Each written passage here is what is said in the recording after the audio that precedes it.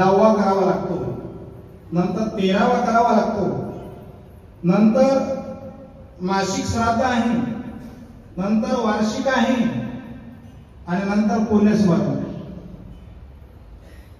पुण्यस्मरण हे कोणाचं केलं जातं? ज्याने आपल्या जीवनामध्ये काहीतरी पुण्य प्राप्त केलेलं असेल त्यांचंच पुण्यस्मरण केलं जातं. एरवी कोणाचंही पुण्यस्मरण. वैकुंठवासी वासुदेव महाराज बळीर बाबा फार स्वभावानं खूप चांगले होते, शब्दाने बोलण्याकरता. आपल्यावर तर त्यांचा आशीर्वाद, त्यांची कृपा आहेच, प्रेम आहेच, पण माझ्यावर सुद्धा ते खूप प्रेम करत असत. एवढं प्रेम करत असत, एवढं प्रेम करत असत की मी एकदा बोलून दाखवलं की बाबा, माझ्या श्रीगुरूमध्ये आणि तुमच्यामध्ये मला काहीच फरक वाटत नाही. माझे गुरुवर्य बाबा आणि तुम्ही दिसायला सारखेच आहात. एवढं प्रेम करत असत महाराज. आणि त्यांचं स्मिता, बोलणं, हास्य, मी जेव्हा जेव्हा त्याला भेटत असत त्या वेळेला त्यांचा चेहरा मला प्रसन्न दिसायचा. कोणत्याच प्रकारचं दुःख त्यांच्या चेहऱ्यावरती दिसलं नाही महाराज. त्यांनी आयुष्यभर अनुष्ठान केलं, अनेक प्रकारचं साधना केलेली आहे. आणि ज्ञानोबारांच्या भाषेमध्ये जर बोलायचं झालं, साच आणि मवा मी तले आणि रसा, शब्द जैसे कलोळ अमृताची. बोलणं कसं असं होतं अमृतासारखं, हसत हसत बोलत असत. काही माणसं बोलतात पण शिवाय देऊन बोलतात, पण बाबाचं बोलणं हे असत आहे, अमृतासारखं आहे. साच आणि मवाळ मितले आणि रसा, शब्द जैसे कलोळ अमृताची. अमृतासारखं बोलणं असायचं, पण एकावर, दोघावर, तिघावर नाही, जो जो व्यक्ती आपल्याकडे येईल. आणि म्हणून 4 वर्ष पूर्ण झाली असं आपण व्यवहारिक दृष्टीने म्हणतो, त्या निमित्तानाचं एक पुण्यस्मरण आहे.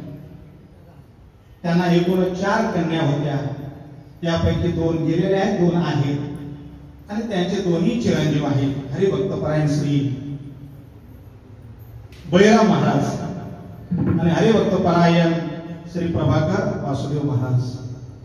या दोन्ही मुलांनी आपल्या वडिलांच्या ऋणातून मुक्त होण्याकरता हा विशेष उपक्रम आणि कार्यक्रम ठेवला.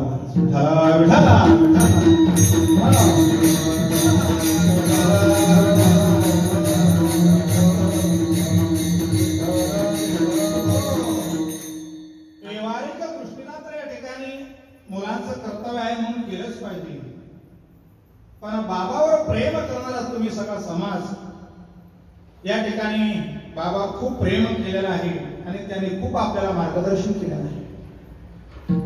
कधी न ऐकलेलं चिंतन एका मिनिटामध्ये सांगतो आणि पुढे चालतो. फार गोड चिंतन आहे. बेलाचं झाड म्हणजे भगवान शंकर आहे.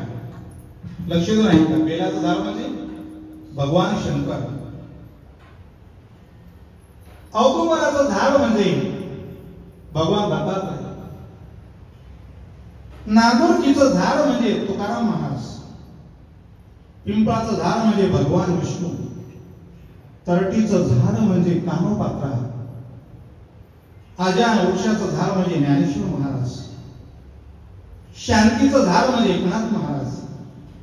दयेचं झाड म्हणजे, प्रेमाचं झाड म्हणजे नामदेव महाराज. पुढचं बोलूच का? आशीर्वादाचं झाड म्हणजे वासुदेव बाबा.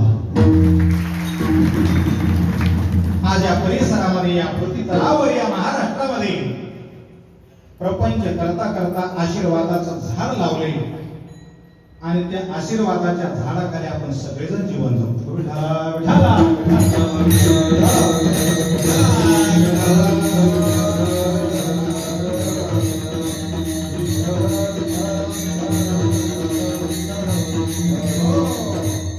विशेष म्हणजे प्रपंच करता करता शरीराने प्रपंचत आहे, पण मनाने चित्ताने मात्र ते देवाजवळ. आणि देवाजवळ होते म्हणूनच देवाला इथं आणलं. देवाकी गाणं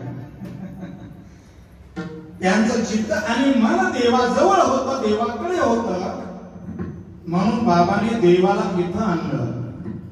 प्रत्यक्षात जगाचा मालक विठ्ठल परमात्मा आणि प्राणसंजीव रुक्मिणी माता, आणि एका बाजूला ज्ञानोबा आहे आणि एका बाजूला तुकोबा आहे. देवाला आणणं एवढं सोपं नाही. आपण नेहमी चिंतन ऐकणारी माणसं आहात. संत स्वतःहून येतात, देवाला आणावं लागतं, तुम्हाला आम्हाला यावाच लागतं. अध्यात्मशास्त्राचं चिंतन आहे, यावाच लागतं. तो तुम्ही आम्ही जीव आहात, यावंच लागतं. का?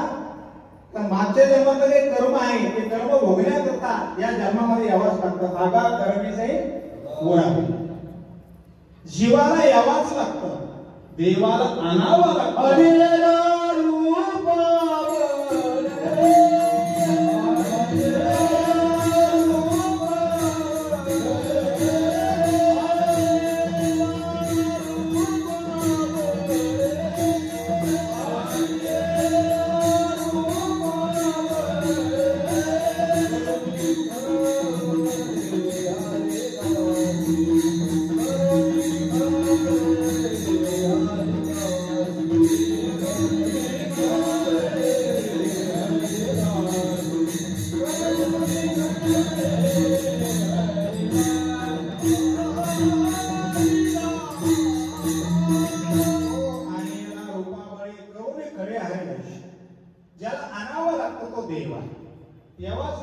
जीव आहे, पण स्वतःहून येतात ते संत आहे.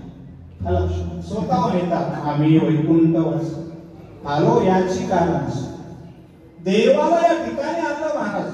हे सामर्थ्य कोणामध्ये? फक्त संतांमध्ये, भक्तामध्येच. देव कोणाच्याही मागे लागत नाही, देव कोणाकडे जात नाही. लक्षात. आणि म्हणून जगत तुकोबाने देवाला बोलताना असं म्हटलं की माझ्या वडिलाची मेरा सेवा देवा, तुझी चरण सेवा पांडुरंगा. हे भगवंता, हे पांडुरंगा, तुझ्या चरणाची सेवा करण्याकरता काय काय केलेलं आहे, काय खटाटोप केलेला आहे, काय काय साधना केलेली आहे. ती साधना तर पहिली तर उपवास उभारणे, राखेला दारवंटा आणि केला भोगवटा आम्हाला. हे भगवंता, हे पांडुरंगा, तुझी सेवा करण्याकरता अनेक प्रकारची साधना केली. मला वाटतं जसं तुकोबाने साधना केली त्याचप्रमाणे आपल्या वासुदेव महाराज बाबांनी सुद्धा साधना केली. कुठं कुठं साधना केली महाराज. रामचंद्राचा अवतार झाला नाही अगोदर ज्यांनी रामायण लिहिलं असे वाल्मिकी ऋषी, आणि वाल्मिकी ऋषीची त्या ठिकाणी समाधी आहे आजा पर्वत, बरोबर ना. आणि त्या पर्वतावर 1 महिना त्या ठिकाणी अनुष्ठान केलं महाराज. आणि त्या अनुष्ठानाची सांगता माझ्या कीर्तनाने केली. मला वाटतं आपल्या जन्म आयुष्यामध्ये कधी आजा पर्वत वाल्मिकी ऋषीची समाधी पाहायला मिळाली नसते. रात्रीच्या 10 वाजता निघालो, सकाळी 5 वाजता तिथं गेलो. त्या जंगलामध्ये असणारे प्राणी जसं तुकोबाला म्हणतात वृक्षवले आम्हा सोये देवानाचे. प्रत्यक्षात त्या ठिकाणी बाबाने अनुष्ठान केलं महाराज. लाईट नाही, व्यवस्था कुठली नाही, पण कीर्तनाची सेवा केली. तिथे अनुष्ठान केलं, त्याची सांगता गाण्याची कीर्तन नाही. पण मुरबाड तालुक्यामध्ये सुद्धा अनुष्ठान केलं. त्या ठिकाणी सुद्धा ते सांगायचे शांतराव महाराजाला, आदरणीय शांतराव महाराज वाघ महाराजाला बोलवलं. त्या ठिकाणी त्यांनी अनुष्ठान साधना केली महाराज. अनेक ठिकाणी साधना केली. या मंदिराचं पाया भरण्याचं काम प्रारंभ जो होता तो सुद्धा माझ्या कीर्तनाने झाला. या ठिकाणी बाबांच्या धर्मपत्नी गेल्याच्या नंतर त्यांचाही वर्षश्रद्धाचा कार्यक्रम माझं कीर्तन ठेवलं. किती संबंध आहे बाबांचे. माझ्या गुरुवारी बाबांचं मी कॅलेंडर छापलं आणि त्या कॅलेंडरवरती असे ते वाक्य लिहिले होते. ते वाक्य बाबांनी पाहिले आणि सांगितलं वाघ महाराज मला ती कॅलेंडर द्या. मी म्हटलं बाबा कॅलेंडर देत नाही, पण तुम्हाला लॅमिनेशन केलेला बाबांचा फोटो ते पूर्ण देतो. काय श्रद्धा असतं महाराज. बाबाने तो फोटो घेतला देवमध्ये आल्यानंतर आणि आपल्या देव घरामध्ये आणून दररोज आमच्या गुरुवारी बाबांची पूजा करत असत. विठाला विठाला.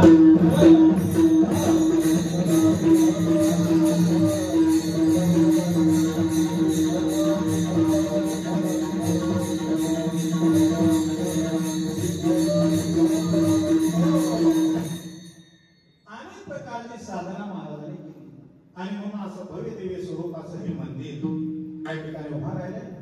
महाराजांच्या प्रमाणामध्ये आपण वर्णन करूया. देव घरा आला आणि भक्ती सन्माने पूजेला. वा काय प्रमाणे तो उभा राहायचं. देव घरी आल्याच्या नंतर सन्मानाने त्याची पूजा केली, प्राण प्रतिष्ठा केली. आणि पुढच्या येणाऱ्या पिढीला सांगितलं बस आता अखंड सेवा करा. याला म्हणतात खरा बाप, जे की बाप आयसा व्हावा. काय का नाही? तुकोबारायांच्या शब्दामध्ये वर्णन करूया आपण. कुळी कन्या पुत्र होती जी सात्विक, तयाचा हरिक वाटे देवा. आपुले अहिता जो असे जागता धन्य माता पिता तयाची. कुळी कन्या पुत्र होती जी सात्विक, आणि तयाचा हरिक वाटे. अशा मुलाचा अशा पुत्राचा आनंद भगवंताला होतो झाला. आणि प्रत्यक्षात भगवान परमात्मा या ठिकाणी आला. देव घरा आला. देव घरात येणं सुख आहे, देव गावात येणं सुख आहे, देव अंतरात येणं सुख आहे.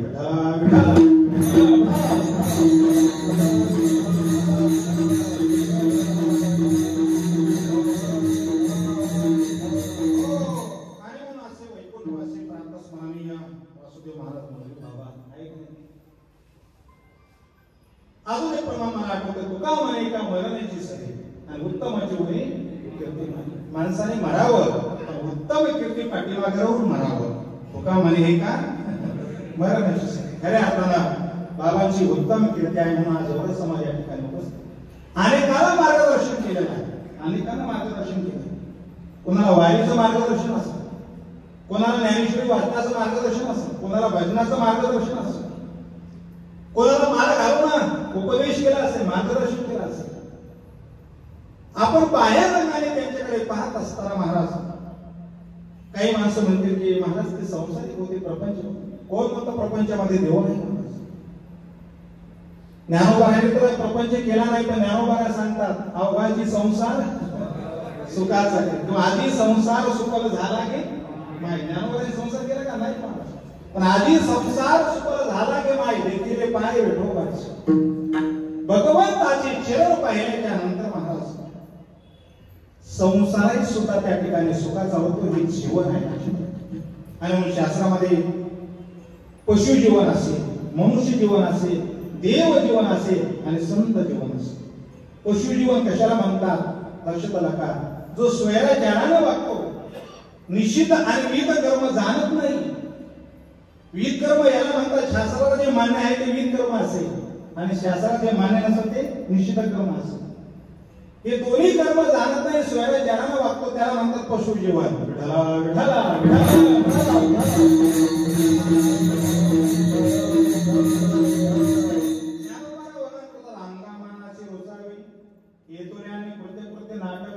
जे करण्याची नावे भरतीची करी. पाप त्याची नाव न विचारिता नीत भरतीची उन्मत करे सदा. नामदेव महाराज वर्णन करतात, अंगा मानाची रुचावे. स्वयरा ज्ञानाने जे वागतात महाराज त्याला पशु जीवन असं म्हणतात. एकनाथ महाराजांनी सुद्धा त्याचं वर्णन केलं आहे. किंवा ज्ञानोबाला वर्णन करतात, माझी भक्तीविन जवळ त्याची ज्ञानपण आगा पृथ्वीवरील पाषाण काय नसतं. या पृथ्वीतलावर दगड काही कमी आहेत का महाराज? पण जीवन कसं असावा? काहीच पशु जीवन आहे, काहीच देव जीवन असतं महाराज, आणि काहीच मात्र संत जीवन असतं. लक्षात मला असं वाटतं की बाबांचं जीवन हे संत जीवन होतं. शरीर आणि ते प्रपंचामध्ये होते, पण मनाने आणि चित्ताने मात्र कुठं होते? देवाजवळ. आजही आपल्याला चिंतन करता येईल. प्रत्येकाने शरीर आणि प्रपंचामध्ये राहावं, संसारामध्ये राहावं, पण आपलं चित्त आपलं मन मात्र देवाजवळ असावं. विठाला विठाला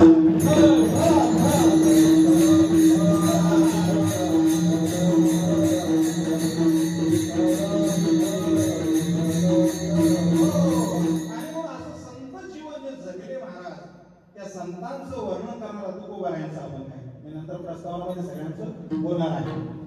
लक्षात वेळ कमी आहे. संत जीवन कसं आहे त्या संतांचं वर्णन करणारा हा तुकोबारायांचा अभंग आहे. फार गोड अभंग आहे आणि बाबांच्या जीवनाला तो सुमेल असा अभंग आहे. अभंग सर्वांचे पाठ नसलं तरी मी एकदा सांगतो. वैराग्याचे भाग्य संत संग हाची लाग. लाग शब्द अर्थ होतो लाभ. संतांच्या संगतीमध्ये आल्यानंतर कोणता लाभ होतो? तर जीवनामध्ये वैराग्याचं भाग्य प्राप्त होतं. हा पहिला लाभ आहे.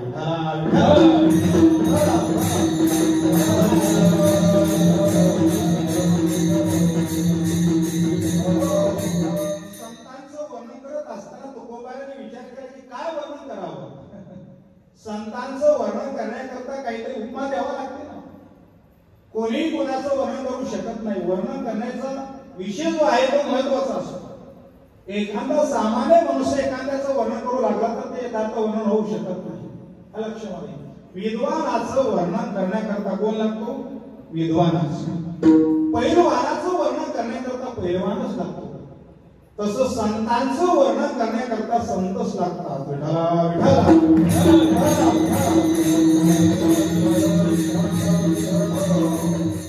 संतांचं वर्णन करण्याकरता एखादा शब्द तरी आहे का? एखादा पदार्थ आहे का? नेमकं काय आहे? जगावर तुकोबाने विचार केला की संतांचं वर्णन कोणत्या माध्यमातून करावं. एखादा सामान्य मनुष्य जर वासुदेव बाबांचं वर्णन करू लागला तर ते यथार्थ वर्णन होऊ शकणार नाही. तसं संतांचं वर्णन करण्याकरता काय करावं लागतंय? तुकोबा त्याला शास्त्रामध्ये उपमा असं म्हणतात. उपमा. लक्षामध्ये उपमा म्हणजे तो खायचा उपमा नाही बघा. उपमा उपमेय असं वेदांत शास्त्राचं चिंतन आहे. उपमा द्यावं लागते. याचा अर्थ असा आहे की तुकोबारायांनी संतांचं वर्णन करण्याकरता अनेक प्रकारच्या उपमा दिलेल्या आहेत. अनेक प्रकारचा पदार्थ घेतलेला आहे. वस्तू आहेत. चला या पृथ्वीतलावर कामधेनू आहे, चिंतामणी आहे, कल्पतरू आहे. हे जरी शब्द घेतले तर मला वाटतं संतांचं यथार्थ वर्णन होणार नाही. कामधेनू घ्या, कल्पतरू घ्या, चिंतामणी घ्या तरी यथार्थ वर्णन होऊ शकणार नाही. एका अभंगामध्ये तुकोबाने असं वर्णन करताना उपमा दिलेली आहे. कोणती उपमा दिलेली आहे? आपल्या पृथ्वीतलावर अनेक प्रकारची झाडं आहेत. अनेक प्रकारची काय आहेत? झाड आहेत, वृक्ष आहेत. बरोबर आहे की नाही? त्या सर्व झाडांमध्ये ज्या झाडाला सुगंध असतो ते झाड कोणतं आहे? चंदनाचं. बरोबर आहे की? कसं झाड आहे? चंदनाचं. ते चंदनाचं झाड काय करतं महाराज? दुसरं झाड जवळ आल्याच्या नंतर त्या झाडाला आपला सुगंध चंदन आहे का नाही? चंदन काय करतं? दुसऱ्या झाडाला आपल्यासारखं करतं आहे का नाही? चंदन. तुकोबाने त्याचं वर्णन केलेलं आहे. चंदनाने बोरी व्यापिल्या संताने सरता केलो तैशा परी. संताने सरता केलो तैशा परी.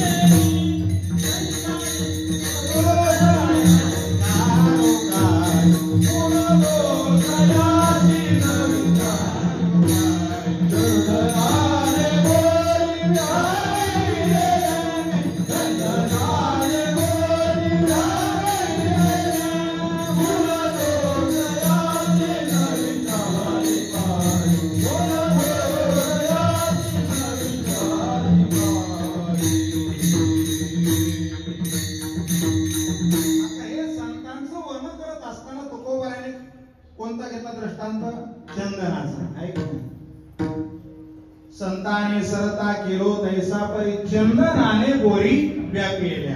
म्हणजे सिद्धांत पटवून देण्याकरता तुकाराम महाराजांनी चंदनाचा दृष्टांत इथं वापरला. म्हणजे चंदनामध्ये कोणता गुण आहे? आपल्या जवळ जो जो व्यक्ती येईल त्याला सुगंध देणे किंवा आपल्यासारखं करणे. लक्षामध्ये तसं संत काय करतात? तुका म्हणे गुण चंदनाचे अंगी तैसे तुम्ही जगी संत जन. तुम्ही संत जन कसे आहात तर त्या चंदनासारख्या हे वर्णन झालं. लक्षामध्ये अजून एका पुढे दृष्टांत दिलेला आहे. चंदनाचे हात पायही चंदन आणि परिसानाही न कोणी अंग. दीपानाही पाठी पोटी अंधकार सर्वांगी सागर अवघी गोड. आता हे 4 दृष्टांत दिले तुम्हाला सगळ्याला लक्षात येईल का? पहिला दृष्टांत चंदनाचा आहे. मग चंदनाचा दृष्टांत दिल्यानंतर पुढचा दृष्टांत कोणता घेतला? परिसाचा. मग परिस काय करत असतो? लोखंडाचं सोनं करतो. तसं आपण संतांच्या संगतीमध्ये गेलो की आपलं काय होतं? बोला बोला काय होतं? सोनं होतं. आता हे कीर्तनामध्ये एकानं आई केला आणि एकाची आई वारली होती. आम्ही भेटायला गेलो. गेल्यानंतर त्या मुला रडू लागले, आई गेले म्हणून. मग आम्ही काय म्हटलं? हा बरं झालं आजीचं सोनं झालं. असं ऐकल्याच्या नंतर ते सकाळी मुलं उठले आणि जिथं जाळ होतं का तिथं गेले. आणि तिथं गेल्यानंतर पाहू लागले. आम्ही म्हटलं का हो, कुठं गेले? मला तिथं जाणार, तिथं गेलतो. कशा करता? म्हणजे तुम्ही काल म्हणले ना म्हातारीचं सोनं झालं. अरे बाबा, म्हातारीचं सोनं झालं याचा अर्थ चांगलं झालं. विठाला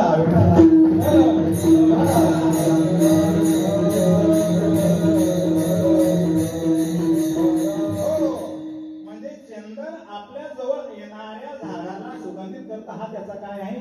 गुण आहे. परीस काय करतो? सोनं, लोखंडाचं सोनं करतो. हे दोन दृष्टांत दिल्यानंतर पुढचा दृष्टांत पुन्हा तुकाराम महाराजांनी वापरला. दीपा नाही पाठी कोटी अंधकार. दिवा काय करतो महाराज? की अंधारातली वस्तू आपल्याला दाखवतो. आणि मग हे तीन दृष्टांत दिल्यानंतर खरोखर सिद्धांत पटवून देण्याकरता तुकाराम महाराज म्हणतात की सर्वांगी साखर अवघी गोड. मग सर्वांगी साखर अवघी गोड आहे ना, मात्र ती साखर गरिबांना खाली तरी कशी लागते? बोला बोला. गोड. श्रीमंतांना खाली तरी गोड, माणसाने खाली तरी गोड, महिलांनी खाली तरी गोड, लहान मुलांनी खाली तरी, दोन्ही पप्पा खाली तरी गोड, सर्व टाळकऱ्यांनी खाली तरी गोड. आतापर्यंत कधी ऐकलं का असं की साखर खाल्ली नंतर ती कडू लागली? नाही. मग एवढा जरी दृष्टांत कळला तरी आजचं कीर्तन तुम्हाला कळलं असं मला वाटलं.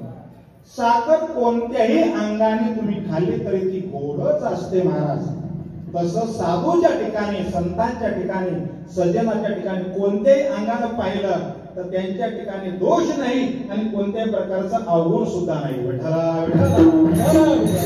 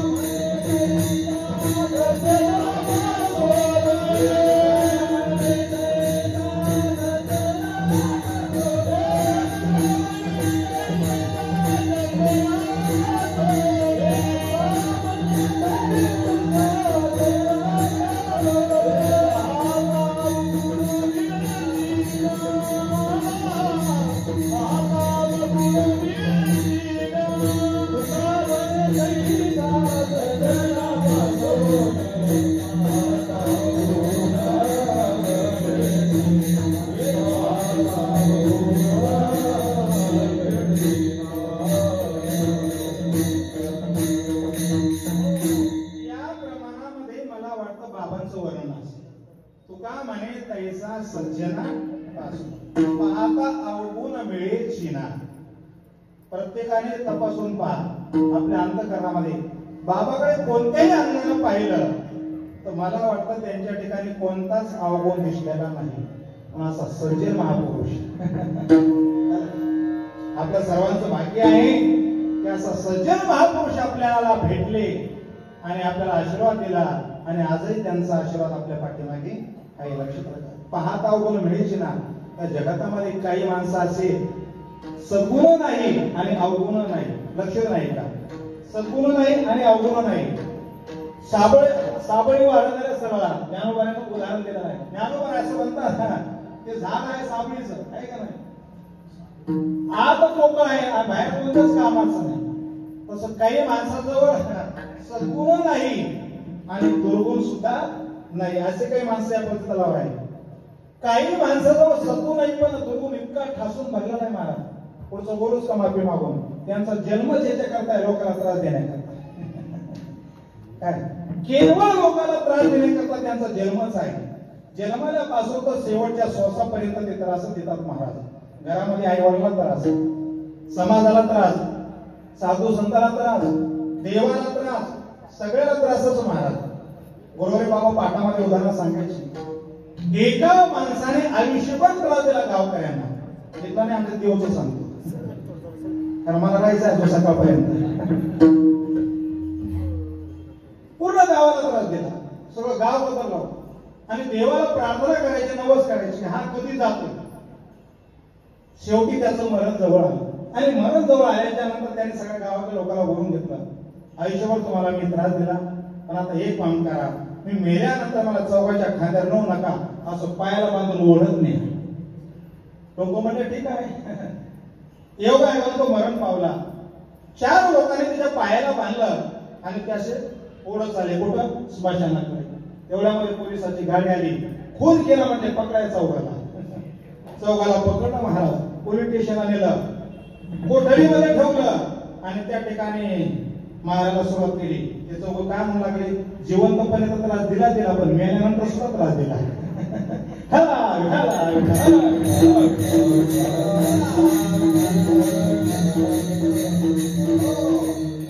आयुष्यभर दुसऱ्याला त्रास देणार असतं तर समजावून ते कौरवाच्या वंशातले असते. हा लक्षात, कोणत्या वंशात? मला सांगा, कौरवाने आयुष्यभर कोणाला त्रास दिला?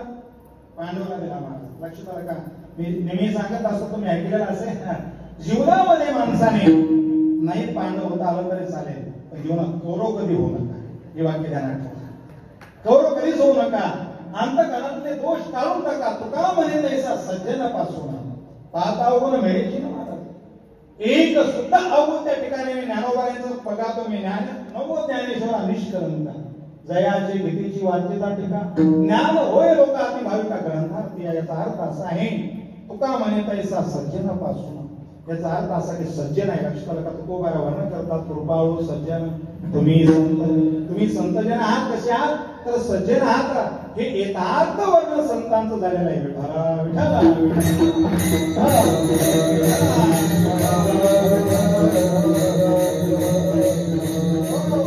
संतांच्या संगतीमध्ये गेल्याच्या नंतर मला वाटतं 4 दृष्टांत दिले, त्यापैकी साखरेचा दृष्टांत आपल्याला पटला, पण मला वाटतं बाकीचे 3 मला पटले नाही. कारण चंदन जरी त्या झाडांना आपल्यासारखं करत असलं, आपण सारखी करीते तात्काळ नाही, काळ वेळ तयार लागली, पण त्या चंदनाच्या झाडामध्ये सुद्धा एक दोष आहे. कोणता दोष आहे? की बाकी सर्व झाडांना आपल्यासारखं करतं महाराज, पण एक वेळूचं झाड आहे ना, त्याला आपल्यासारखं करत नाही का?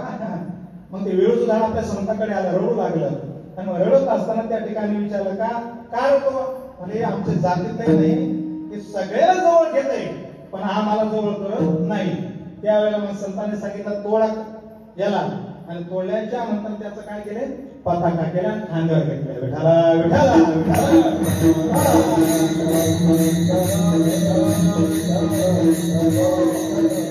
दिव्याचा सुद्धा दृष्टांत मला वाटतं त्याच्यामध्ये दोष आहे. लक्षात आलं का? दिवा जुन्या काळामध्ये दिवा जर घरामध्ये ठेवला तर मला वाटतं सगळ्याचे तोंड काळे करत असतो. कोण? दिवा. लक्षात आलं का? म्हणजे याचा अर्थ असा, दिव्यामध्ये दोष आहे, बाकी तो उजेड दाखवतो, पण त्याच्या खाली काय आहे? अंधार आहे. लक्षात आलं का? परी सुद्धा लोखंडाचं सोनं करतो, पण तो परीस करू शकत नाही. हा लक्षामध्ये, हा सुद्धा त्याच्यामध्ये दोष आहे. पण संतांमध्ये कोणत्याच प्रकारचा दोष नाही आणि अवगुण सुद्धा नाही महाराज. मी आपल्याला सहज विचारतो, मनुष्य जीवन जगत असताना माणसाच्या ठिकाणी गुण असावा का अवगुण असावा? काही माणसाच्या ठिकाणी सद्गुण नाही आणि अवगुण नाही. काही माणसाच्या ठिकाणी भरपूर दुर्गुण आहे. लक्षात आलं का? अवगुण आहे. लक्षात आलं का? पण काही माणसाच्या ठिकाणी सद्गुण आहे पण अवगुण सोडत नाही. इथलं सांगत नाही, आमच्या तिकडचं सांगतो. सुंदर पखवाज वाजवतात बरं का, इथलं सांगत नाही, तिकडं सांगतो. सुंदर पखवाज वाजवतात. असं वाजवतात की मला असं वाटलं एका ठिकाणी महाराज कीर्तन करता करता त्या पखवाजाच्या तालावर नाचावा, इतकं थाप पडत होती महाराज, इतकं गोड त्या ठिकाणी वाजवत होते. बोललं गेलं सगळं व्यवस्थित, पण कीर्तन संपल्यानंतर मी म्हटलं, वा काय सुंदर पखवाज वाजवला. मला शेजारचे म्हटले, महाराज ते सुंदर वाजवतात पण गांजा पेल्याशिवाय त्याची थापच पडत नाही. मला सांगा, पखवाज वाजवणं हा गुण कसा आहे? चांगला आहे, पण गांजा पिऊन वाजवत असेल तर हा काय आहे? अवगुण आहे. एका ठिकाणी कीर्तनाला गेल्यानंतर सुंदरपैकी गायन केलं महाराज, इतकं जबरदस्त गायन केलं की मेघमल्हार राग गायल्यानंतर पाऊस पडत होता, पटदीप गायल्यानंतर दिवा लागत होता, इतकं सुंदर गायलं. आणि मग मी म्हटलं, महाराज काय सुंदर तुम्ही गाता, शेजारचा मला पिल्याशिवाय त्याला गाताच येत नाही. मला सांगा, गाण्याचा गुण आहे पण पिणं हा काय आहे? अवगुण आहे. पखवाज वाजवण्याचा गुण आहे पण गांजा पिणं हा काय? अवगुण आहे. तसं आपण परमार्थ करतो, हा गुण आहे पुढचं बोलूस का, पण दुसऱ्याची निंदा करणं हा सुद्धा अवगुण आहे. विठाला विठाला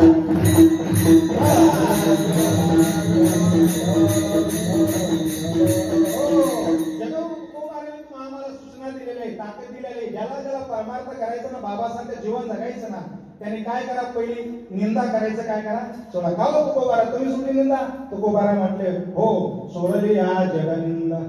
मग गोविंद म्हणणारा, मी स्वतः अगोदर जगाची निंदा करायचं सोडलं अलक्षमध्ये, तेव्हा मी देवाचं भजन करू लागलो. म्हणून मला देवाने काय केलं, जवळ केलं. सोडली या जगनिंदा. तुकोबारा स्वतः सांगतात की विष्णुमय जग, वैष्णवांचा धर्म आणि भेदा भेद ब्रह्म म्हणून ऐका की तुम्ही भक्त भागवत आणि कराल ते हित सत्य. पुढचं चरण काय आहे, कोण आहे जीवाचा न घरो माणसं वर्म सर्वेश्वर पूजनाचे. याचा अर्थ असा आहे की गुण असावा पण त्या गुणाबरोबर अवगुण असू नये. विठ्ठला विठ्ठला विठ्ठला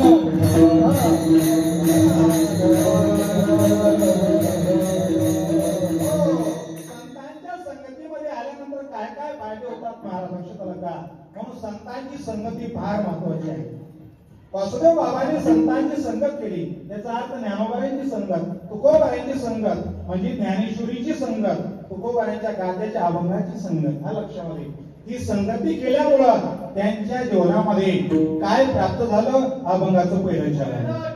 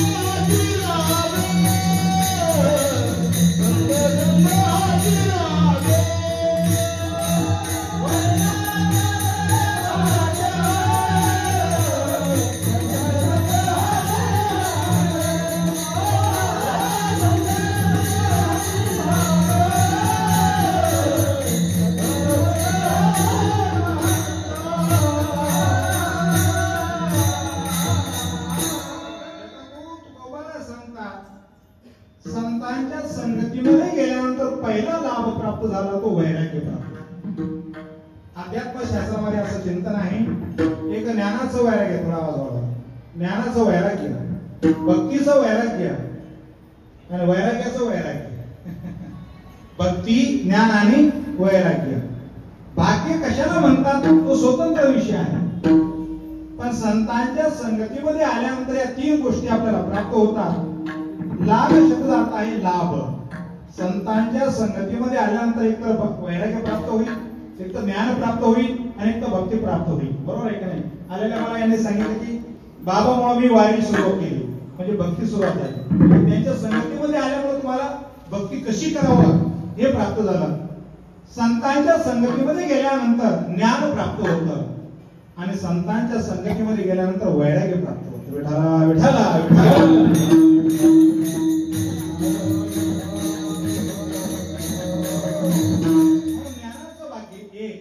वैराग्याचं भाग्य 2 आणि भक्तीचं भाग्य 3. अर्थात जीवनामध्ये भक्ती असावी, ज्ञान असावं आणि वैराग्य असावं. मग पहिला सुरुवात आहे ती भक्तीची. पुढे भक्तीने धरले हाती, मागे ज्ञान वैराग्य धर्म घेतली. सुरुवात आहे ती भक्तीपासून. हा लक्षामध्ये. आता भक्ती कशाला म्हणतात? तुकोबाने त्याचं वर्णन केलेलं आहे. भक्ती ते नमन, वैराग्य तो त्याग, ज्ञान ब्रह्मे भोग ब्रह्मतनो, किंवा जाणे भक्तीचा जिव्हाळा आणि तोची दैवाचा पुतळा. याचा अर्थ असा आहे की भक्ती म्हणजे नमन आहे. ज्ञानोबा ज्ञानेश्वरीमध्ये वर्णन करतात भक्ती म्हणजे काय आहे? जे जे भेटे भूत ते ते मानिजी भगवंत. हा भक्ती योग निश्चित जाण माझा. अर्जुना भगवान सांगतात की बाबा हा जो आपल्याला भेटेल तो कोण आहे? देव आहे. खरं सांगा, देव वाटतो का आपल्याला? नाही. याचा अर्थ असा की भक्ती फार सोपी. लक्षात राखा. म्हणून भक्ती ते नमन, वैराग्य तो त्याग, ज्ञान ब्रह्मी भोग ब्रह्मत्व. भक्ती हे भाग्य आहे. ज्ञान प्राप्त होणं, लक्षात राखा, ते ज्ञान पैगा भरावे, जरी मने आती आणावे, तरी संता या भजावे सर्व सोशी. म्हणजे ज्ञान प्राप्त होणं आणि वैराग्य प्राप्त होतं. महाराज नुसतं वैराग्य नाही, एक शब्दाचा अर्थ सांगू का? वैराग्य वेगळं आणि वैताग वेगळा. बरं का? भाग्य तरी नव्हे धनपुत्र धारा, निकट वास भरा संतापाई. विठाला विठाला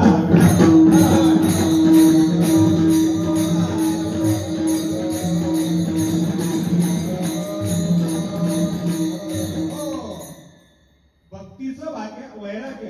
काय सांगत होतो? वैराग्य आणि वैताग. बरं का बाबा? वैराग्य कसं असावं याचं शास्त्रामध्ये चिंतन आहे. तुकोबाऱ्यांचं प्रमाण सांगणं म्हणजे आपल्या लक्षात येईल. विवेका सहित वैराग्याचे बळ आणि दगदगीत ज्वाळ अग्नी जैसा. काही माणसं संसार सोडतात पण वैतागानं. पण वासुदेव बाबांनी संसार सोडला नाही. वैराग्य निर्माण झालं. वैराग्य विवेक असेल. विवेक शब्दार्थ आहे ज्ञान.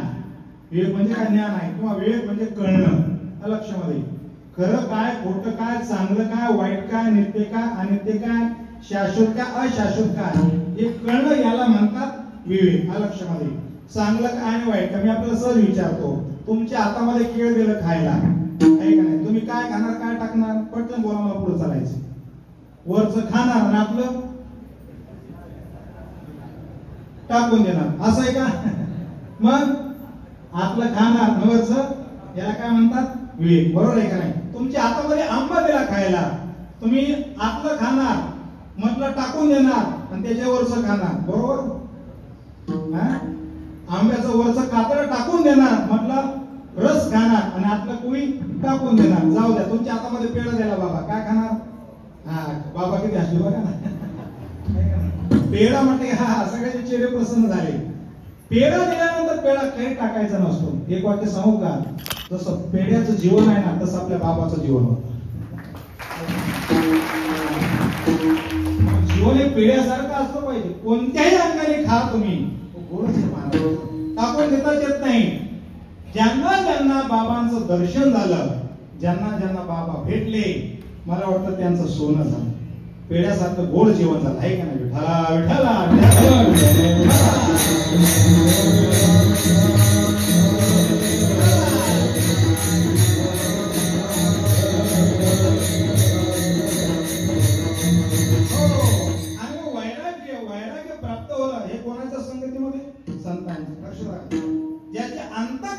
संसार ठासूर भरला, त्याच्या संगतीत राहायला तर वैराग्य प्राप्त होत नाही. हे वाक्य ध्यानात ठेवा. वैराग्य प्राप्त होण्याकरता वैराग्यवान पुरुष असावा लागतो. भाग्याचा उदय आणि तेही जोडी संत पाये दोन्या नटो माता आणि मरणा वाचोनी सर्व तया करता होईल बळकट माझ्या मनारे तो देत विठाला विठाला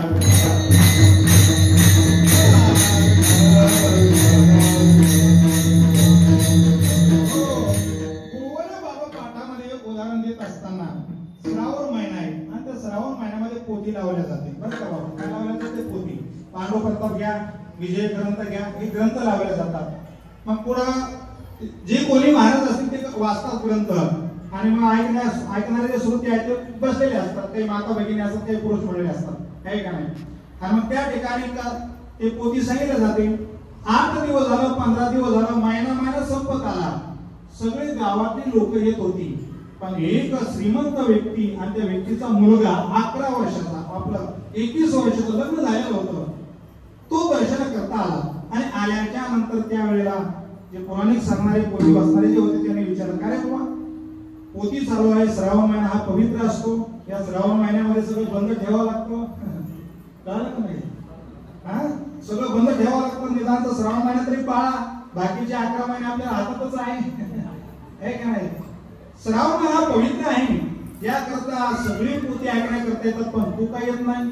तो म्हटला, महाराज मला येण्याची आवश्यकता नाही, भरपूर इस्टेट आहे, 1 आई वडील आहे, 2 भाऊ आहे, 3 बहिणी आहे, 4 आणि आताच लग्न झाले. माझी धर्मपत्नी माझ्या एवढं प्रेम करते की मी घरी गेल्याशिवाय जेवण सुद्धा, याला काय माहिती पाठीमागे काय खाती. असं म्हटल्याच्या नंतर त्या साधू महाराजांनी सांगितलं, अरे बाबा हे कुठपर्यंत आहे? जोवरी चाले मोठा धंदा आणि तोवर बहीण म्हणे, अनेक प्रमाण आहे. जोवरी सळ न गा तोवरी म्हणती माझा माहितीला न थोर दिवसाची आकाजा इंद्रिय मामळे आला बाबुलाच्या पायला कधी नाही, तो नाहीच महाराज आहे की नाही. जो पदार्थ जन्माला आलाच नाही पण त्याचं वर्णन संतांनी केलेलं आहे. तो म्हटला, महाराज मला पोथी ऐकण्याची गरज नाही, मला वारी करण्याची गरज नाही, मला भजन करण्याची गरज नाही, काहीच आवश्यकता नाही. महाराज मला एक काम कर, आता महिना संपत आला, 2 दिवस राहिले, तुझ्या घरी चहा प्यायला येतो, पण मी सांगतो तसं कर म्हटले. म्हणले काय? तुला जर घरच्या लोकांचा अनुभव घ्यायचा असेल तर मी सांगतो तसं तू कर. म्हणजे काय करायचं? काय घरी गेल्या फक्त पोटात दुखत म्हणायचं आणि झोपायचं आणि मग तुला एक गोळी देईल, ती गोळी घेतली की तू झोपी जाणार, म्हणजे तू समाधी अवस्थेमध्ये जाणार आणि मग पुढचं काय असतं ते मी सगळं बघतो म्हटले.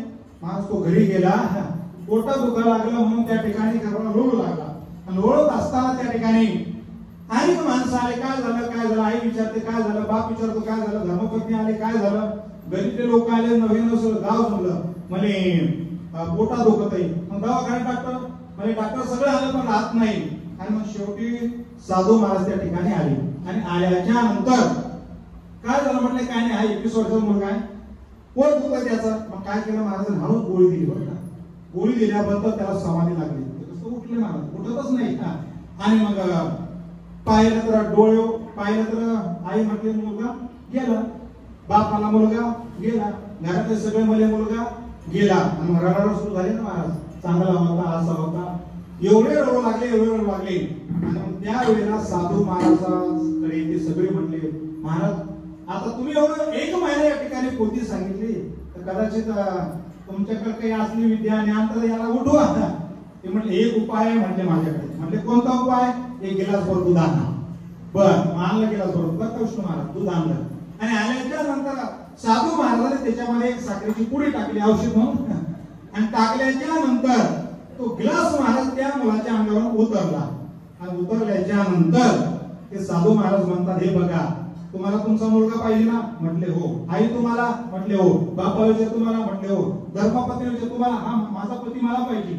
सगळ्याला विचारल्याच्या नंतर साधू महाराजांना सांगितलं, हे बघा या गिलासातलं दूध जो पेईल तो मरल.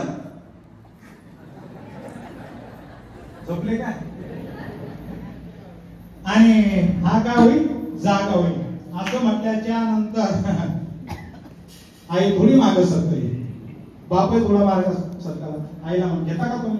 अजून म्हातारा जिवंत आहे, मी घेऊ शकत नाही. बापाला सांगा अजून म्हातारी जिवंत आहे. बाबाला महाराज कोणी घ्यायला तयार नाही. आणि मग शेवटी धर्मपत्नीला विचारलं, तो घेतेस का? त्याला सांगितलं सकाळ मेला तर तुकाराम करे पण घेणार नाही. आणि मला मी घेऊ का असं म्हटल्याच्यानंतर सगळेच म्हणले ना वा जगाच्या कल्याणा स्वतःच्या विभूती हे कष्टाविधी परोपकारी एवढे आनंदित झाले. घ्या महाराज त्या साधू महाराजांचं दूध पेलं. काय होतं त्याच्यामध्ये? काहीच नाही, साखर. साधू महाराजांचं दूध पेल्याच्या नंतर त्या बाळाला म्हटलं उठ पाले उठ. तो डोळ्यातून उठला. सांग तुझं कोण आहे? त्या दिवशी तो म्हटला महाराज कोणी नाही कोणाचे आणि आई एकटे जायाचे. कोणाचे माय बाप कोणाचे गणपत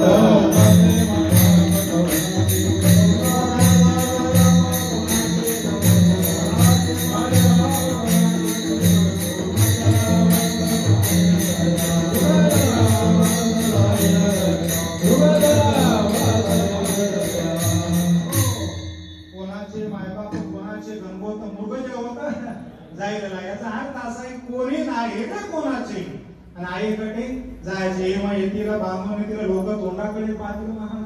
कोणी नाही कोणाचा असं म्हणल्यानंतर तोडला महाराज.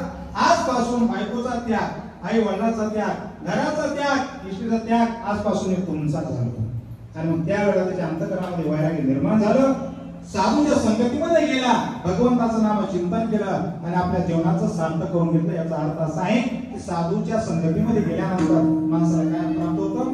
वैराग्य प्राप्त होतं. मला वाटतं तीच वैराग्य आपल्या वासुदेव बाबाच्या अंतःकरणामध्ये प्राप्त झालं. दिसाला प्रपंचामध्ये आहे पण अंतःकरणामध्ये देवाची भक्ती आहे, देवाचं प्रेम आहे. आणि म्हणून तुकोबारा वर्णन करतात की वैराग्याचे भाग्य. मग संत संघ हाचे लाग. संतांच्या संगतीमध्ये आल्यानंतर कोणता लाभ होतो? भजन करा सांगतो विठा विठा.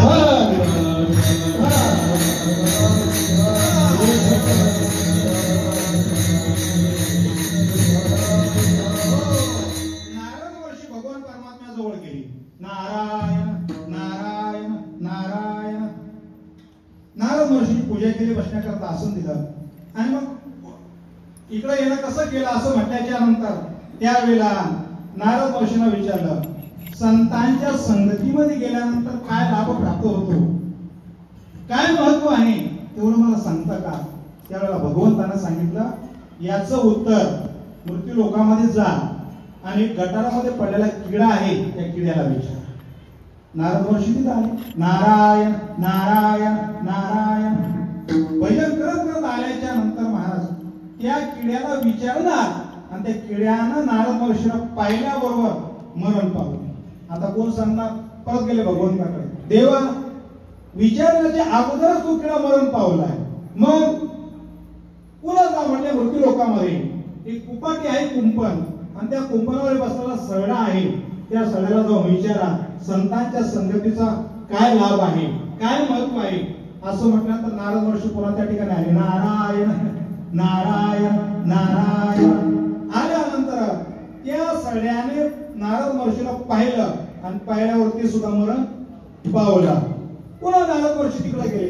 भगवंताला विचारला देवा विचारण्याच्या अगोदर तो सरळ मरण पावलाय, म्हणजे आता एक काम करा पुन्हा जा मृत्यू लोकामध्ये आणि एक आंब्याच्या झाडावर पोपट बसलेला आहे त्या पोपटाला विचारा. नारद महर्षी तर झाले. नारायण नारायण. त्या पोपटाने नारद महर्षीला पाहिलं आणि पाहिल्यावर विचारण्या अगोदर पुन्हा मरण पावले. किती जण मेले? 3 जण. कोण कोण? किडा, सरडा आणि पोपट. नारद महर्षी मला किती फजिती माझी यायला जायला, वाहन नाही काय नाही, लवकर सांगा. म्हटले आता एक काम करा, नेमकी जी गाय व्यालेली आहे आणि त्या गायीला वासरू झालं, त्या वासराला जाऊन विचारा. नारद महर्षी म्हणजे देवा मला पाठवूच नका. मग का? जर मी गेलो, किडा मेला कोणी भावकी नव्हती, सरडा मेला कोणी भावकी नाही, पोपट मेला कोणी भावकी नाही, पण जर वासरू मेला माझ्या दर्शनाला तर तो मालक मला परत येऊ देणार नाही. नाही म्हणजे मी सांगतो ते जा. गेल्यानंतर आले महाराज त्या ठिकाणी आणि आल्याच्या नंतर पाहिलं त्या वासराने पाहिल्यावर ते वासरू मरण पावलं. पण बरं झालं तिथं गाईचा मालक नव्हता. नारद महर्षी परत गेले. म्हणजे तेव्हा किडा मेला, सडा मेला, पोपट मेला, वासरू मेलं, केव्हा सांगणार? म्हणजे आता शेवटचं सांगतो. बल्लापूर गाव आहे, त्या बल्लापूर गावामध्ये एक राजा आहे आणि त्या राजाला कितीतरी दिवसांनी मुलगा झाला. जा आणि त्या मुलाला विचारा. राजा मला इथून साष्टांग दंडवत. का बाकीचे मेले तेव्हा त्याचं कोणी मला बोललं नाही.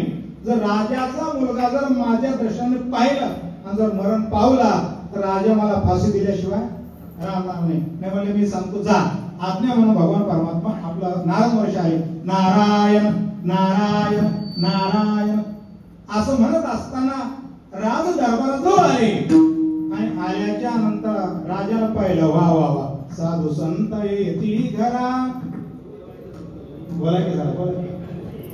साधू संत येती घरा तोची दिवाळी दसरा. खरं सांगू का आज मला पुण्यस्मरण वाटत नाही. आज दसरा दिवाळी महाराज काय का नाही. साधू संत येती घरा तोची दिवाळी दसरा. पण आपलं उलट आहे शांताराम बाबा. साधू संत येती घरा दिसल्या दिसल्या दार बंद करा.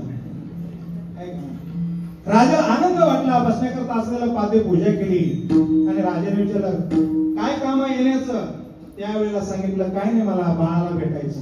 ते काय पाळण्यामध्ये टाकलं. नेमकं जन्माला आलेला आहे 5-6 दिवसाचा किंवा 1 महिन्याचा असं टाकलंय पाळण्यामध्ये. जा महाराज नारद महर्षी गेले. पहिल्यांदा जरा आले होते पण आता जरा थांबत थांबत चालले. घाबरत न जाऊन जर मुलगा मिळाला तर विना हातामध्ये चिपुळे हातामध्ये आणि पळायच्या तयारीमध्ये. कोण नारद महर्षी. फार पुढे चिंता नाही महाराज. आणि मग नारद महर्षी जवळ गेले आणि त्या पाळण्यातल्या मुलाकडे पाहिलं.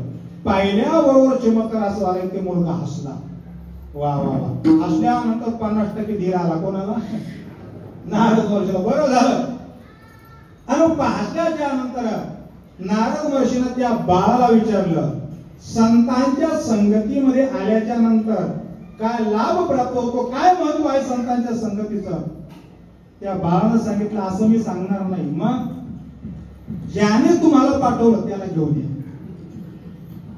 ज्याला तुम्हाला पाठवलं त्याला घेऊन या. आता कोण जगाचा मालक भगवान परमात्मा. नारद महर्षी तिथे गेले आणि गेल्याच्या नंतर देवाला सांगितलं देवा तो बाळ असा म्हणतोय की ज्याने पाठवलं त्याला घेऊन या. तोपर्यंत मी सांगणार नाही. म्हणजे मला यावंच लागेल म्हटल्याच्या नंतर त्या ठिकाणी भगवान परमात्मा निघाले. नारद महर्षी आलेले. त्या राजाला एवढा आनंद झाला की अगोदर संत आले साधू आले. आता जगाचा मालक माझ्या घरी आला. लक्षामध्ये एवढं मोठं भाग्य महाराज. या मळीव परिवारात एवढं भाग्य महाराज. जोपर्यंत चंद्र सूर्य तोपर्यंत पांडुरंगाचं मंदिर आहे. वंश परंपरा दास मी जोपर्यंत चंद्र सूर्य आहे. मला उलट होईल. जोपर्यंत मंदिर आहे तोपर्यंत चंद्र सूर्य लक्षामध्ये. आणि मग देव आलेले स्वतः नारद महर्षी. आणि मग ते बाळ बोलू लागलं आणि ते बाळ म्हणू लागलं महाराज तुम्ही साधू आहात संत आहात अखंड देवाचं भजन करतात.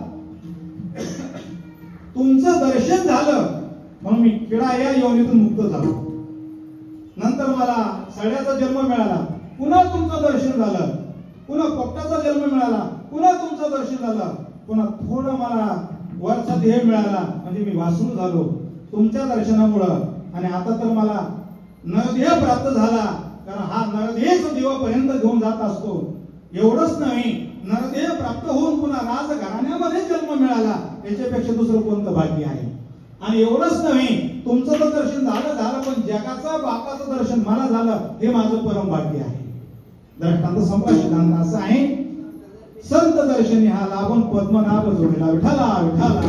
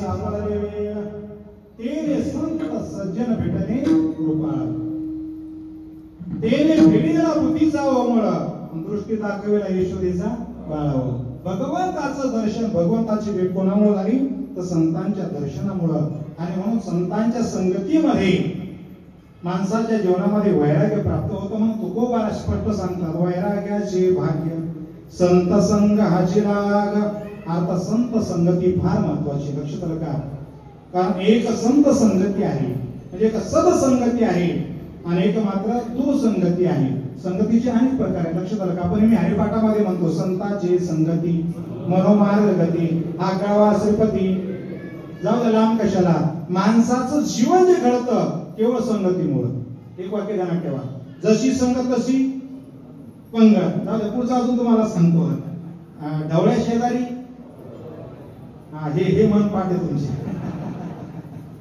ढवळ्या शेजारी पुढे काय वाहन नाही पण आहे का नाही मला सांगा लिंबाच्या झाडाला साखर आहे का बरेच प्रमाणे तुकोबारांच्या गाथ्यामध्ये आहे का नाही संगत एका राजाने 2 पोपट पाळले लक्ष नाही का बरं का द्रष्टांचा सिद्धांत करण्याकरता 2 पोपट प्रधान साहेब बोलून घेतला म्हणजे काय याला कुठेतरी शिकायला ठेवा एक ठेवला ब्राह्मणाकडे आणि एक ठेवला मात्र चोराकडे कोण मोठ्या बघा कोण पोपट एक ठेवला ब्राह्मणाकडे आणि एक ठेवला चोराकडे 1 महिना झाल्याच्या नंतर राजाने बोलून घेतलं प्रधान तिकडे म्हटले का पोपट काहीतरी शिकले असतील चला आपण जाऊन पाहूया आणि मग त्या ठिकाणी पहिल्यांदा कोणाकडे गेले ब्राह्मणाच्या पोपटाकडे गेल्यानंतर त्या पोपटात मंत्र बोलू लागला महाराज करागरी वस्ते लक्ष्मी कर्मोरे सरस्वती कर मध्ये तो गोविंद प्रभाते कर दर्शन आहे का नाही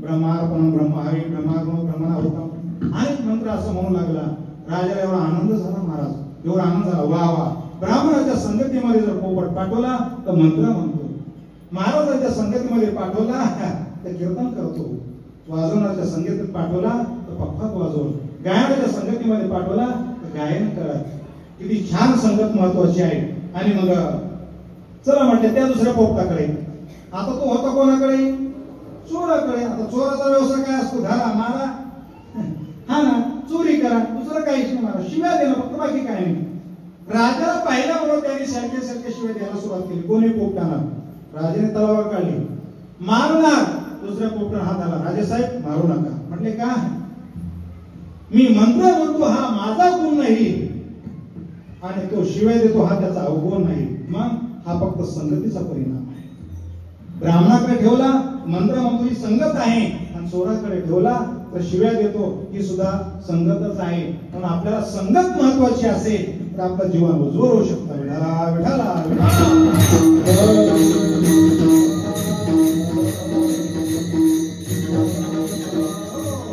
संतांच्या संगतीमध्ये राहिल्यानंतर महाराज 3 फायदे आहेत बरोबर बाबा पाठामध्ये सांगा किती फायदे 3 आहेत संत संगती में 3 गुण है हर कोई लागत पाव खाने को मिष्टान मिले अगर वैकुंठ जाए है का नाही किती 3 गुण आहे महाराज संत संगती में 3 गुण आहे हर कोई लागत पाव संतांच्या संगतीमध्ये आपण राहिलो की लोक पाया पडतात एक भोजन मिष्टान नाही आणि शेवटी वैकुंठाची प्राप्ती आहे म्हणून जीवनामध्ये संगती फार महत्वाची आहे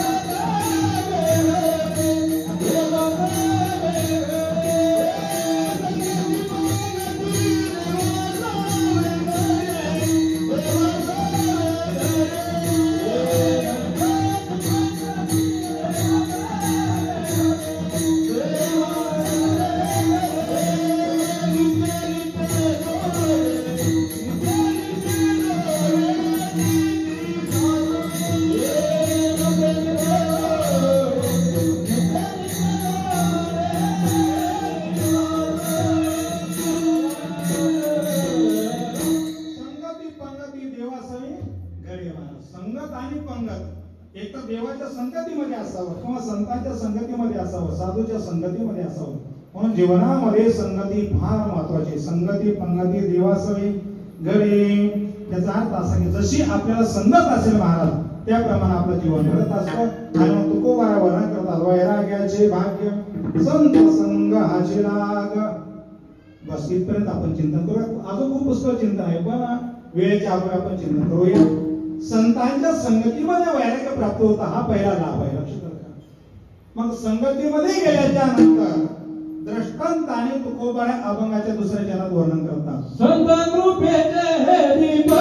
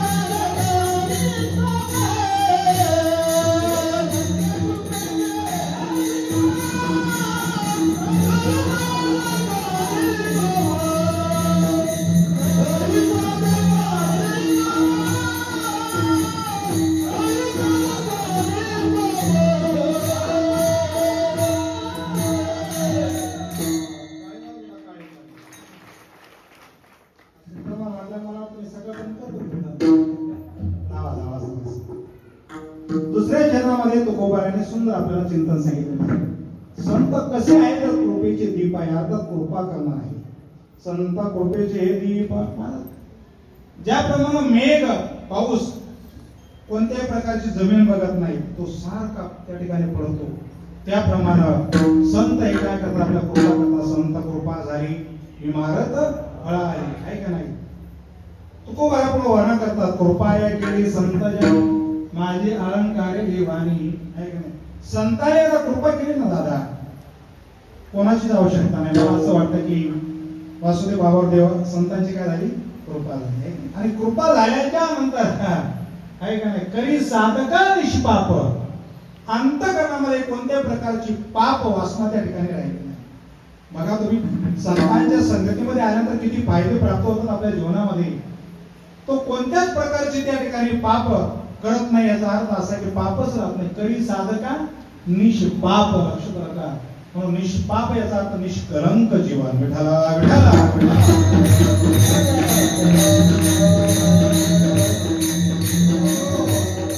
संतांची तुमच्याकडे कृपा होऊ शकते, पण संतांची रेड्यावर कृपा झाली. बरोबर ना?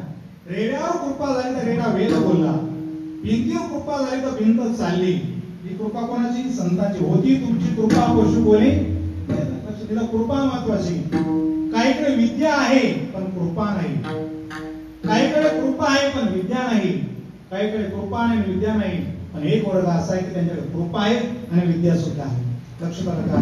याचा अर्थ असा आहे की संत कृपेचे दीप आणि करे साधका निष्पाप. अंतकरणामध्ये कोणत्या प्रकारचं पाप त्या ठिकाणी राहत नाही. निष्पाप त्या ठिकाणी संत महात्मे काय करतात तर त्यांना आपल्यासारखं करतात. म्हणून तो संत हे कृपेचे दीप करे साधका निष्पाप. असे निष्पाप केलेले जे भक्त आहेत, वैष्णव आहे, साधू आहे, संत आहेत महाराज, त्यांच्यामध्ये आणि देवामध्ये कुठल्या प्रकारचा भेद राहत नाही. लक्षामध्ये तोची देव भक्त आणि भेदाभेद नाही ज्यात. मला सांगा, वेगळं सांगायची गरज नाही. आज भगवान परमात्मा आणि वासुदेव बाबा दोन नाही तर एकच आहे. विठाला विठाला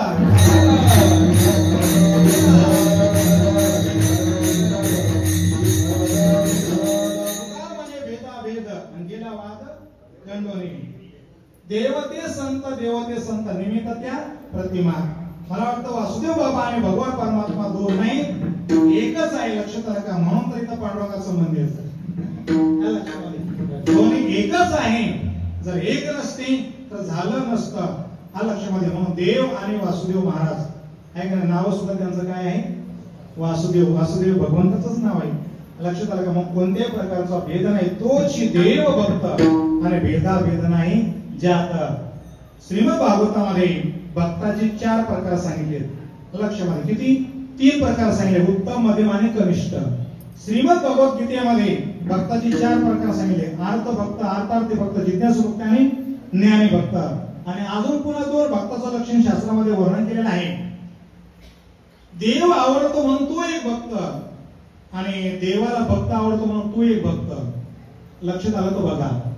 आपल्याला देव आवडतो म्हणून आपण देवाचे भक्त आणि देवाला भक्त आवडतो म्हणून तो एक भक्त. लक्षात आलं का? नाही का? आलं पुन्हा सांगतो. नारद महर्षीने देवाला विचारलं, देवा भक्ताची यादी दाखवा. 1-2 मिनिटांमध्ये सांगतो. काय दाखवा? भक्ताची यादी. नारद भगवान गेले, कपाट उघडलं आणि त्या कपाटातून यादी दाखवली.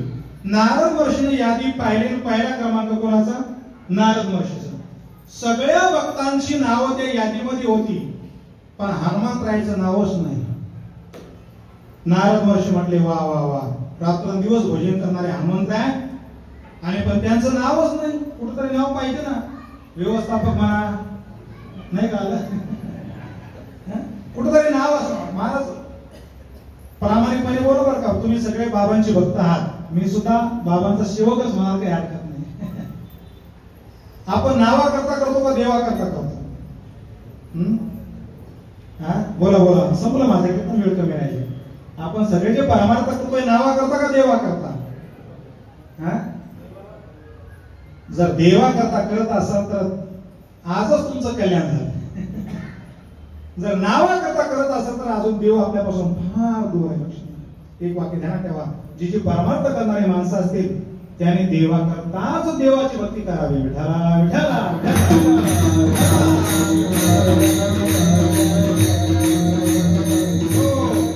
लांबचं कशाला तुमच्या समोर उदाहरण सांगतो. 1 लाख रुपये कीर्तनाचे घेतात ते खरं भक्त आहेत. म्हणजे कमी 1 रुपया घेतात ते खरे भक्त आहेत. पटकन बोला. आता हे कळलं असेल तुम्हाला. 1 लाख, 2 लाख, 3 लाख, 50,000.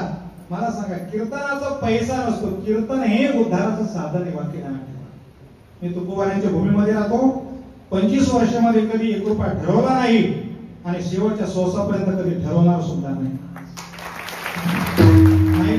तुकोबारांचे अभंग आपण वाचतोय. ज्या वैराग्य भूमीमध्ये आपण राहतोय महाराज, त्याचा व्यापार करायचा नाही, धंदा करायचा नाही. कारण कीर्तन ही परंपरा आहे. कीर्तन परंपरा ही फार मोठी परंपरा आहे आणि वारकरी संप्रदाय फार मोठा आहे महाराज. एक वाक्य सांगू का? वारकरी संप्रदायावर जीवन जगायचं नाही. काय? वारकरी संप्रदायावर जीवन जगायचं नाही. आपण जीवन जगायचं ते देवावर, संतावर. लक्षात आलं का? म्हणून आपला महत्वाचा मुद्दा असा आहे, कीर्तन